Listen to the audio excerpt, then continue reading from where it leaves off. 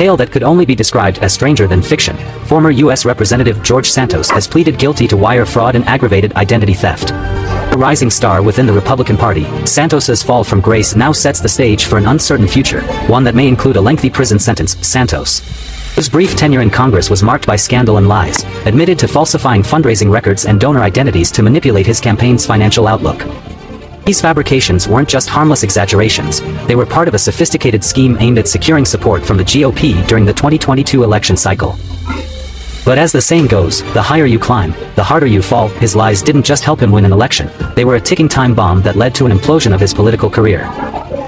As his web of deceit unraveled, so too did the trust of his constituents, leaving a legacy defined by one central question. How much of George Santos was ever real? Now, the burning question is whether Santos will serve time behind bars.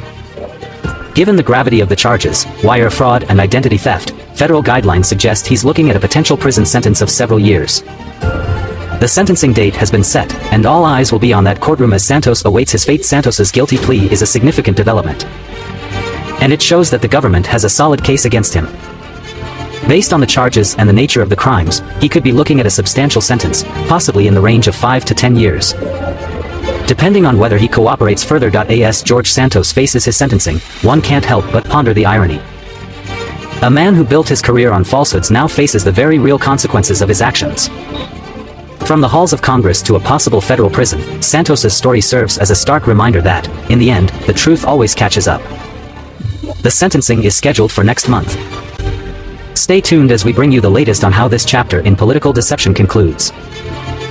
Recognition of the lies I told myself over these past years. It is a confirmation of these truths that have flooded me with deep regret for the choices I made. I'm taking responsibility because I have to. There's no other way around it. To my family, friends,